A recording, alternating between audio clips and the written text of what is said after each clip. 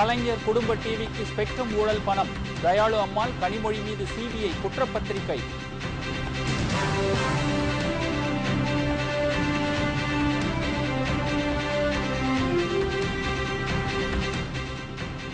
மன்மோகன் சிங் ஆட்சி போல் மோசமான ஆட்சியை பார்த்ததில்லை, அத்வானி கருத்து.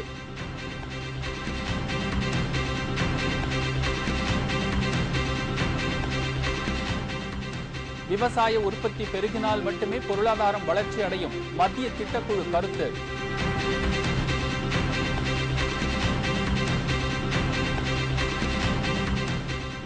தமிழகத்தில் பரவலாக மழை, மேலும் மழை நீடிக்கும் என்று ஆய்வு மையம் அறிவிப்பு.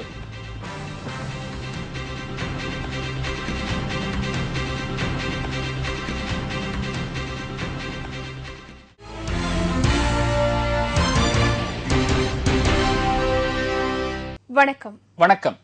விரிவான செய்திகள். 2G ஸ்பெக்ட்ரம் ஊழல் தொடர்பாக முதலமைச்சர் கருணாநிதியின் துணைவியார் தயாளு அம்மாள், மகள் கனிமொழி ஆகியோர் மீது குற்றப்பத்திரிகை தாக்கல் செய்யப்பட இருக்கிறது. ஸ்பெக்ட்ரம் அலைக்கற்றை ஒதுக்கீடு பெற்ற நிறுவனம் முதலமைச்சர் கருணாநிதி குடும்பத்தினர் நடத்தும் கலைஞர் டிவிக்கு 216 கோடி ரூபாய் கடன் கொடுத்து இருந்தது. இது சம்பந்தமாக சிபிஐ அதிகாரிகள் விசாரணை நடத்திய போது ஸ்பெக்ட்ரம் லைசன்ஸ் பெற்றவர்களுக்கும் கலைஞர் டிவி நிர்வாகத்தினருக்கும் பண தொடர்பு இருந்தது கண்டுபிடிக்கப்பட்டுள்ளது. இதுகுறித்து சிபிஐ அதிகாரிகள் டெல்லி தனி நீதிமன்றத்தில் குற்றப்பத்திரிகை தாக்கல் செய்ய இருக்கிறார்கள். அதில் முதலமைச்சரின் துணைவியார் தயாளு அம்மாள், கலைஞரின் மகள் கனிமொழி, கலைஞர் டிவி இயக்குநர் சரத்குமார் ஆகியோர் மீது குற்றம் சுமத்தப்பட்டு நீதிமன்றத்தில் குற்றப்பத்திரிகை தாக்கல் செய்யப்பட இருக்கிறது. தற்போதைய காங்கிரஸ் கூட்டணியை போன்ற ஆட்சியை தாம் இதுவரை பார்த்தது இல்லை என்று பாஜக மூத்த தலைவர் LK அத்வானி தெரிவித்துள்ளார். மேற்கு வங்கத்தில் நடைபெற்ற தேர்தல் பிரச்சார கூட்டத்தில் பாஜக மூத்த தலைவர் LK அத்வானி கலந்து கொண்டு பேசினார். கடந்த 2008ஆம் வருடம் தமது ஆட்சிக்கு ஆதரவாக எம்பிக்களை லஞ்சம் கொடுத்து விலைக்கு வாங்கிய மிகப்பெரிய ஊழலை மன்மோகன் சிங் அரசு தொடங்கியதாக குற்றம் சாட்டினார்.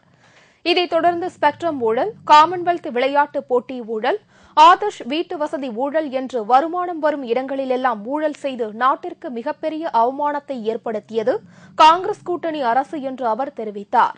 ஆட்சிக்கு வருவதற்கு முன்பாக மரியாதைக்குரிய மனிதராக இருந்த மன்மோகன் சிங் தற்போது மோசமான ஆட்சி நடத்தி வருவதாக அத்வானி குற்றம் சாட்டியுள்ளார். உயர்ந்து வரும் விலைவாசியை குறைத்து பொருளாதாரம் மேம்பாடு அடைய நிதி பற்றாக்குறையை கட்டுப்படுத்துவதுடன் விவசாய உற்பத்தியை பெருக்க வேண்டும் என்று திட்டக்குழு துணைத் தலைவர் யோசனை தெரிவித்துள்ளார். புதுடெல்லியில் திட்டக்குழு கூட்டத்திற்கு பிறகு செய்தியாளர்களிடம் பேசிய திட்டக்குழு துணைத் தலைவர் மான்டேக் சிங் அலுவாலியா, நிதி சமச்சீர் நிலைமையை ஏற்படுத்துவதுடன் விவசாய பொருள் உற்பத்தியை அதிகரிப்பதன் மூலம் பணவீக்கத்தை கட்டுப்படுத்த முடியும் என்று தெரிவித்தார். 12வது திட்ட காலத்தில் மேலும் 1 லட்சம் மெகாவாட் மின்சாரம் உற்பத்தி செய்யப்படும் என்றும் அலுவாலியா கூறினார். தமிழகம் மற்றும் புதுவையில் அடுத்த 24 மணி நேரத்தில் ஒரு சில இடங்களில் மழை பெய்யக்கூடும் என்று சென்னை வானிலை ஆய்வு மையம் அறிவித்துள்ளது. தமிழகம், புதுவையில் நேற்று பெரும்பான்மையான இடங்களில் மழை பெய்ததாக சென்னை வானிலை ஆய்வு மைய இயக்குநர் ரமணன் கூறினார். அதிகபட்சமாக தளியில் 10 சென்டிமீட்டர் மழையும், கோபி மற்றும் குன்னூரில் 8 சென்டிமீட்டர் மழையும் பதிவாகியுள்ளதாக தெரிவித்தார். மேலும் லட்சத்தீவு கடல் பகுதியில் வளிமண்டலத்தின் ஏற்பட்டுள்ள மேல் அடுக்கு சுழற்சி காரணமாக அடுத்த 24 மணி நேரத்தில் தமிழகம் மற்றும் புதுவையில் ஒரு சில இடங்களில் மழை பெய்யக்கூடும் என்று ரமணன் தெரிவித்தார். இன்று காலை 8:30 மணி அளவில் லட்சத்தீவு கடல் பகுதியில் வளிமண்டல மேலடுக்குகளில் சுழற்சி நிலவுகின்றது. மேலும் ஈரமான கடல் காற்றுகள் தென் திசையிலிருந்து வருகின்றன. இந்த நிலையிலே கடந்த 24 மணி நேரத்தில் தமிழகம் மற்றும் புதுச்சேரியில் அநேக இடங்களில் மழை பெய்துள்ளது. மிக அதிகமான மழை 10 சென்டிமீட்டர் கிருஷ்ணகிரி மாவட்டத்தில் தளியில் பதிவாகியுள்ளது. வரும் 24 மணி நேரத்தை பொறுத்தவரை தமிழகம் மற்றும் புதுச்சேரியில் அநேக இடங்களில் நாம் இடியுடன் கூடிய மழை எதிர்பார்க்கலாம். சென்னை நகரை பொறுத்தவரை வானம் மேகமூட்டத்துடன் இருக்கும். நகரின் சில பகுதிகளில் மழை வருவதற்கான ஒரு வாய்ப்பு உண்டு. சங்ககிரி வாக்கு எண்ணும் மையத்தில் திடீரென நடந்த துப்பாக்கி சூடு சம்பவம் அங்கு பெரும் பரபரப்பை ஏற்படுத்தியது. இந்த துப்பாக்கி சூட்டில் பாதுகாப்பு பணியில் ஈடுபட்டிருந்த காவலர் ஒருவர் படுகாயமடைந்தார். சங்ககிரி தொகுதிக்கு உட்பட்ட வாக்குப்பதிவு இயந்திரங்கள் அங்குள்ள அரசு மகளிர் பள்ளியில் பலத்த போலீஸ் பாதுகாப்புடன் வைக்கப்பட்டுள்ளது.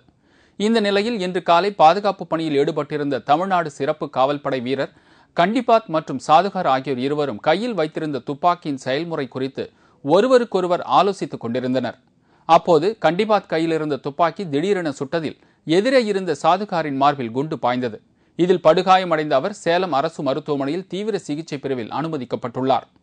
வாக்குப்பதிவு இயந்திரம் வைக்கப்பட்டுள்ள மையத்தில் நடந்த இந்த துப்பாக்கி சூடு சம்பவம் அங்கு பெரும் பரபரப்பை ஏற்படுத்தியது.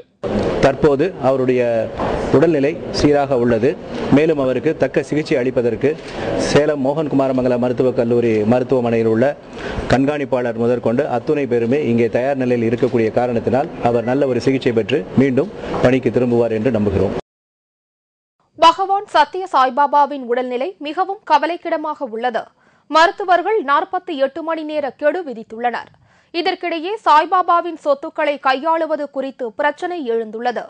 பகவான் சத்ய சாய்பாபா கடந்த 1 மாத காலத்திற்கு மேலாக உடல்நலக் குறைவு காரணமாக புட்டபர்த்தியில் உள்ள சத்யசாய் உயர் சிகிச்சை மருத்துவமனையில் அனுமதிக்கப்பட்டு சிகிச்சை பெற்று வருகிறார்.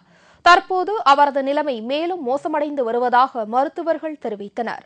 பகவான் சாய்பாபாவின் உடல் உறுப்புகள் ஒவ்வொன்றாக செயலிழந்து வருவதாகவும் மருத்துவர்கள் அளிக்கும் சிகிச்சைக்கு அவரது உடல் ஒத்துழைக்க மறுப்பதாகவும் தெரிகிறது. அவரது உடல்நிலையை பொறுத்தவரை அடுத்த 48 மணி நேரத்திற்கு பிறகுதான் எந்த ஒரு உறுதியும் கூற முடியும் என்று மருத்துவர்கள் கூறியுள்ளனர். இந்த தகவல் அறிந்ததும் உலகெங்கில் உள்ள அவரது பக்தர்கள் புட்டபர்த்தியில் குவிந்து வருகின்றனர். இந்நிலையில் சாய்பாபாவின் சொத்துக்களை நிர்வகிப்பது தொடர்பாக அவரது சகோதரர் மகன் ரத்னாகர் மற்றும் வாரிசு போல் செயல்படும் சஞ்சய் தத்தா இடையே போட்டி எழுந்துள்ளது. அதிகாரத்தை கைப்பற்றி சாய்பாபாவின் சொத்துக்களை அபகரிக்க இரு தரப்பினரும் தீவிரமாக முயன்று வருகின்றனர். இதற்கிடையே இந்த விவகாரத்தை ஆந்திர காங்கிரஸ் அரசு தீவிரமாக கண்காணித்து வருகிறது. அசம்பாவித சம்பவங்கள் நடைபெறாமல் இருக்க அங்கு 144 தடை உத்தரவு அமல்படுத்தப்பட்டுள்ளது. மேலும் ஏராளமான போலீசார் பாதுகாப்பு பணிகளுக்காக புட்டபர்த்தியில் குவிக்கப்பட்டுள்ளனர். சோழிங்கநல்லூரில் உள்ள ஆவின் பால் பண்ணையில் நேற்று ஏற்பட்ட தீ விபத்து காரணமாக ஆவின் பாலுக்கு கடும் தட்டுப்பாடு ஏற்பட்டுள்ளது. சோழிங்கநல்லூரில் உள்ள ஆவின் பால் பண்ணையில் நேற்று அதிகாலை பயங்கர தீ விபத்து ஏற்பட்டது. இதில் 1.5 கோடி ரூபாய் மதிப்புள்ள ஏராளமான டன் பால் பவுடர், இயந்திரங்கள் மற்றும் பாலித்தீன் கவர்கள் எரிந்து நாசமானது. இதனால் சென்னை மற்றும் புறநகர் பகுதிகளில் ஆவின் பால் விநியோகம் வெகுவாக தடைப்பட்டுள்ளது. எந்த கடைக்கு போனாலும் இல்லை, ரவுண்டானத்துக்கு போகிறோம், ஷர்மநகர் போகிறோம், அங்கேயும் கிடைக்கல. கேட்டால் ஆக்சிடென்ட் ஆயிடுச்சு, அங்கே இதாகிடுச்சு அப்படின்னு சொல்கிறாங்க, பேட்டரி எரிஞ்சிச்சுன்றாங்க. தீ விபத்தால் சேதமடைந்த பால் பண்ணையை சீர்படுத்தி இயங்க வைக்க 4 நாட்கள் தேவைப்படும் என்பதால் சென்னையில் ஆவின் பாலுக்கு கடும் தட்டுப்பாடு ஏற்பட்டுள்ளது. இதை காரணம் காட்டி தனியார் பால் நிறுவனங்கள் அதிக விலைக்கு பாலை விற்று வருவதாக குற்றச்சாட்டு எழுந்துள்ளது. இதனால் பொதுமக்கள் கடும் இன்னலுக்கு ஆளாகியுள்ளனர். இந்த நஷ்டத்தை உடனடியாக சரி செய்ய முடியாது. மாதாந்திர அட்டை மூலமாக வரக்கூடிய பாலுக்கு மட்டும் நுகர்வோருக்கு மட்டும் பாலை கொடுத்துக்கிட்டு இருக்காங்க. 3 லட்சம் லிட்டர் பால் தட்டுப்பாடுன்றது தனியாருக்கு தான் இந்த விற்பனை போய்கிட்டு இருக்கு. ஆனால் குழந்தைகளும் நோயாளிகளும் இதன் மூலமாக பலத்த சிரமத்துக்கு உள்ளாகிட்டு இருக்காங்க. இந்த விபத்து எதேச்சையாக நடந்ததா இல்லை சரி செய்யலான்னு தெரியல.